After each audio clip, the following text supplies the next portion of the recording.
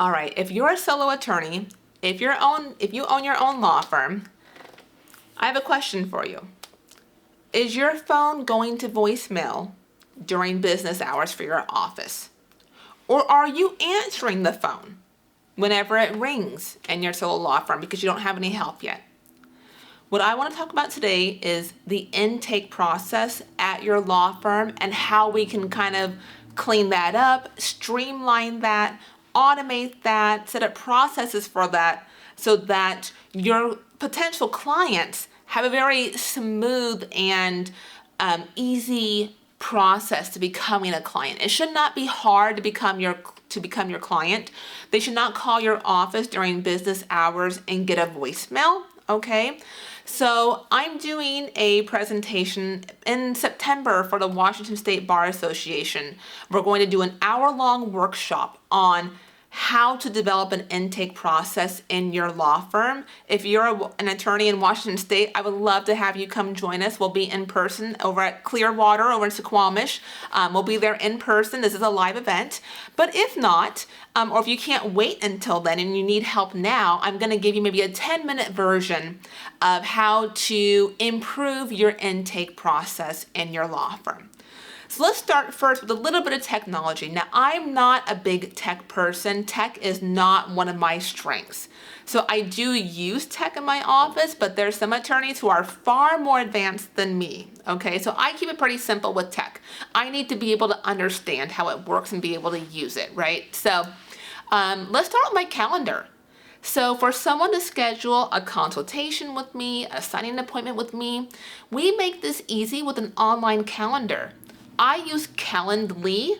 It's like $140 a year, roughly. It's a great, it's a great value for the price, okay? And so I didn't always use this. In my firm, probably the first 3 years or so, we didn't use this. And you know what the process was? Someone would call, and they would get scheduled over the phone, right? Or if they emailed, they get offered a few dates and times for a consult. But those same dates and times were being offered to multiple people, right? And it was like a first come, first serve. So if somebody was offered, let's just say, June 1st at noon, and then they took 2 or 3 days to get back to us, and they said, oh yeah, I'll take that. Well, by that point, the appointment was usually gone and it wasn't available. And we had to say, oh, I'm sorry, it's not available anymore. Here are some more dates. And there was so much back and forth. I just thought there's gotta be a better way to do this. And add on top of that, I charge a consultation fee, okay? So not only was there back and forth about scheduling the consult, but then we had to collect the fee afterwards and send them my LawPay link. And if they didn't pay, I had to follow up with them that we didn't get your consult fee. If you don't pay it, your consult's gonna get canceled. And it was just oh my gosh, how can we streamline this? And I tell you this to share with you, I tell you things that I actually do in my firm that I've done and that have worked and have not worked. I am a solo attorney, so I am walking the walk and talking the talk with you as I, work with my clients who are lawyers who are also trying to open and run their law firm. So I'm sharing with you from firsthand experience of that's how I used to do it, and if that's how you currently do it, don't do it that way anymore. So with Calendly, not only can the person self-schedule, right? So we just send them the Calendly link for the consult and they can schedule themselves at a date and time that my calendar is showing that I'm available. It updates in live time, so there's no double booking. It syncs with my Google Calendar. And then also with that calendaring system, you can embed your own intake questions, right? So for me, for estate planning, I have some preliminary questions. Or if it's, an LLC consult or a for sale by owner consult, whatever, I have different consult types. And each consult type has their own questions, right? And then bonus points, you can integrate it with your LawPay. So when they schedule the appointment, they're paying through your LawPay link at the same time. If you don't use LawPay to collect payments by card, you should be doing so. Please get that signed up and use LawPay to process payments. It's kind of the best way to go, in my opinion, for taking legal fees. And so now that all happens without any involvement by me or by my team, right? My team can send the link and the client does it themselves, right? So they can instantly see when I'm available, instantly see, what works for them, schedule it a day and time that they want, pay the fee online, answer the questions, and it's done. It's a much better experience than what we used to do with the back and forth. So learn from me, my lessons learned the hard way, and use an online calendar. It will save so much time for yourself. And again, it's a better experience for the client. Okay, so now that we've got scheduling out of the way, let's talk about what happens like after they book the appointment. You can also automate this with Calendly because it'll send them a confirmation email and you can, write that whatever you want it to say and include attachments. So a big thing for me is really trying to develop the know, like, and trust factor with my clients before they've ever even had the consult with me, even before they've contacted my office. So how do I do that? Because if somebody is referred to me, that's the best type of client, right? They're already like a warm lead. If someone's referred to me and they reach out to me, they've already decided that they want to work with me. Right? Like they already know that they want me to do their estate plan. They want me to handle, the residential, transaction, whatever it may be. But what about everybody who comes off of Google, right? And they're not warm to you already. They're cold, right? And they're looking for an estate planning attorney. I'm in the Seattle area. Do you know how many estate planning attorneys are in Seattle? There's a lot. There's a lot, right? There's a lot of competition, right?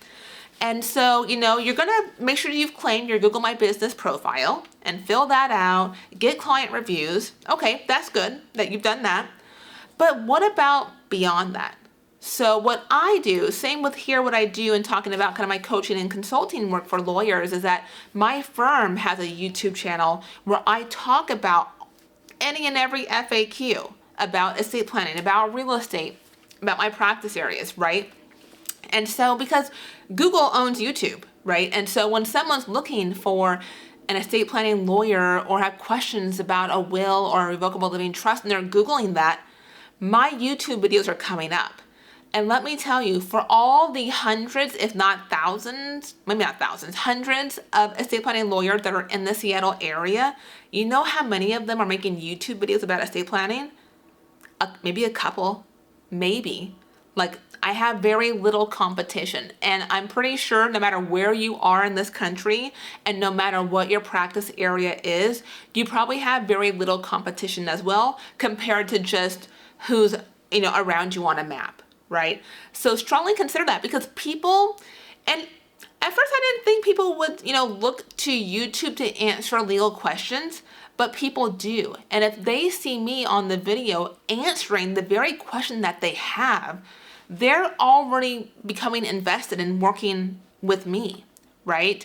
And so I'm already building a relationship with that potential client before I've even had a consult with them, before they've even contacted my office to schedule a consult. So I'd highly recommend that to you if you're trying to figure out how to get yourself out there, how to put yourself ahead of your competition. I mean, the SEO game is expensive. It's very, very expensive. And if you've watched my videos, you know that when I talk about opening a law firm, I talk about doing it on a shoestring budget. I did not open my law firm with a bunch of money. I didn't have a bunch of things that I paid for. I was very DIY. I DIY'd my own website, right? So, not anymore. But when I first opened my law firm, I did. So Google is, you could write a blog, but I think there's something about video and people seeing how you communicate, the sound of your voice, and just, I think it breaks down this wall between the client and the lawyer where it makes the lawyer more human, right? Like if I'm talking direct to camera, answering a question about, what's the power of attorney, and they can kind of hear me give the explanation, it makes me more of a human, it makes me more relatable and not like this robotic lawyer. I don't know how to explain, but there's just a sense of relationship, more of a stronger trust between yourself and the client when they've, watched your videos and kind of have gotten to know you a little bit. And it's kind of funny, like, I'll have clients come into the office and they're like, it is you from YouTube. And I'm like, yeah, it's me. Like, you're getting me. Yeah. And they come in like pretty excited to meet me. Right. And so it's kind of funny, like it's just little old me. I'm just Arcel. I'm not, anything, more than that. Right. So it's a great way to build that relationship with the client before they even reach out to your office. Now, once they've reached out to your office, then what? Well, at my office, it depends on the practice area, but I have developed guides about my practice areas that are PDF documents. I made them in Canva. And so in the guide, I break down some FAQs. I break down what all the documents are in a estate plan, right? What is a will? What's a financial power of attorney? What's a healthcare power of attorney? What's, the HIPAA release? What's a directive? Like, I break down what all those things are and what purpose they serve. And then I include my pricing. So for a will package for an individual, it costs this much. For a married couple, it's this much. For a revocable living trust, it costs this much. Like, I am transparent with my pricing, and I am flat fee. There might be I've got a couple of hourly matters here and there, but I'm primarily flat fee, so the client knows what the cost is going to be. I tell them up front. I don't hide the ball. Some lawyers do. Some lawyers don't like to give the pricing until the consult. To each their own. Do whatever's works best for you. But I include that in my guide. I include, like, for estate planning, I have like a 5-step process to estate planning. I include that. I include a timeline, what they can expect from me, from my office. We include some, really nice reviews that we've received about our estate planning practice. So all of that is in the estate planning guide, along with links to some of the YouTube videos that I have about estate planning. Also, they get an intake form to fill out and to bring with them to the consult or send back to us completed. So I have that before the consult. I'm not reviewing it before the consult, but I want them to have done it, and they have to kind of have thought about some of those things before they've come in to meet with me. And so I think the more information you can put out to your potential client, the stronger the connection the client has to working with you, the more they want to work with you. So I would suggest to kind of build that out. What do you want that to look like, and how can you make that happen? And with your online scheduler, you can automate a lot of that. So I know Calendly can, we do that. But there's other options as well. I've only used Calendly for my calendar. But it certainly is a great process to use. My intake process, it's not anything complex, I don't think. The potential client, they contact our firm, maybe they call, or there's an online inquiry, whoever's handling the intake at the time, kind of preliminarily qualifies them or disqualifies them, which is also important that you're disqualifying people. There's no point in wasting your time and the client's time with a consult if you're not going to help them. Right? Why waste time on your calendar, right? And why waste the client's time? If you're doing free consults, you're costing yourself money if you're not going to help this client. If you already know going into it, you're not going to help that client. Or if it's a paid consult, you're not wasting the client's money because they're still getting, value out of the consult. But if you're not going to help them, let them work with somebody else who is going to help them, right? So it's a waste of time, and it's a waste of money on one side or the other, whether the consult's free or paid, right? So the appointment is scheduled, whether it's over the phone or through the Calendly link. They get the confirmation email with the practice area guide, with the intake form. Calendly automatically reminds them the day before the appointment about their appointment and reminds them of it, of the date and time. So here's the thing though. If you are a true solo, you're just starting out, it's going to be hard to do all these things by yourself. So if you're not too busy, if you're just starting out, then you probably have the time to build these things, to automate them, again, just using Calendly. You don't need a bunch of fancy tech for this. But once you get busy, you're not going to have time to do all this. So if you have the time, make sure you document how you do this, right? And how you want this done, whether that's a Word document. So for some things, I have a Word document, like a manual for my firm, so that whenever we bring someone new on, they have like this Bible for the law firm as far as, what we do and how we do it and how they should do it, right? Like this manual, has become gold. I've been doing this for 15 years now, right? And so there's 15 years of, how Darcel wants Dow Law Firm run and how I want you to do things. But there's some things that if you do them online, you can just record your screen and do a voiceover and save those as your, video manual of how to do things. So I use Loom, Loom, I think it's loom.com to do this. So the first, not the first time, but like before I brought someone on like years ago, I can record, how I file a certain type of motion, how I file a petition to open probate, how I like my Dropbox folder organized, right? How I like my Calendly links set up, right? So when you do that, you can just open up Loom, hit record, and you can just talk while you're doing it. That, I'm doing this, and you click here, and you click here, and they can see your screen of what you're doing. And that way, if you're already going through the motions of doing it, you might as well record yourself doing it. Because even if you're a true solo now, you're going to need to bring on help. You're going to need help in your law firm. It might just be a part-time virtual assistant for 10 hours a week maybe. But you're going to need help, and you're going to want them to have something to look to figure out how to do things.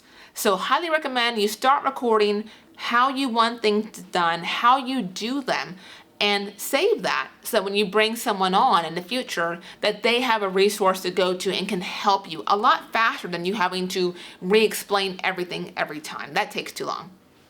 All right, and I mentioned disqualifying questions. When you're doing intake, or when your intake person, whoever that is doing intake, not only do you want to qualify people, but you want to disqualify people. We're not wasting time here for yourself or for them, okay? So, like, I currently do bankruptcy. I'm kind of phasing that out for various reasons. But some disqualifying questions for my bankruptcy practice would be, do you have a bankruptcy case that's already filed, right?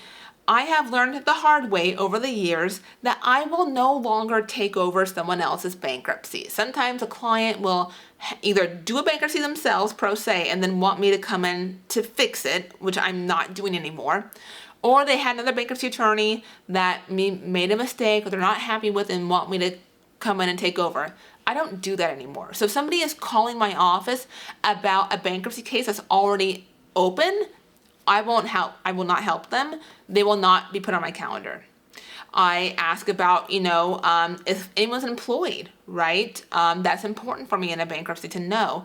Or have they filed bankruptcy before? And if so, when? Because there's a waiting period from when you filed before to when you can file again. There's no point in me having a consult about a bankruptcy if they're not even qualified for a bankruptcy because they just filed bankruptcy 2 years ago, right? So that's an example of some disqualifying questions that you might want to ask. That's for a bankruptcy practice. But in your practice area, you should be able to identify some red flags or some disqualifying questions for you so that when you have someone helping you with your phones and scheduling appointments, that off the top, if there's some disqualifiers that can be removed and not added to your schedule and not a waste of time. So we went a little bit longer than 10 minutes, almost double. Gosh, we're at 18 minutes. So I hope that was helpful for you. If you need help with the intake process in your law firm, again, I'm doing an hour-long workshop to help the attendees, the lawyers, build out their intake processes. If you want information about that, let me know. If you need help with opening your law firm, running your law firm, doing so more efficiently, and just trying to really juggle your work life and your personal life, and you're just struggling, you're burned out, I'm here. I'm happy to help. I currently offer free consults for lawyers who are looking for that kind of help. So I'm happy to hop on a call with you or on a Zoom and to chat about what's going on and how I can help you. So I'll have our information below for you to reach out, and I'll see you in the next one. All right. Bye.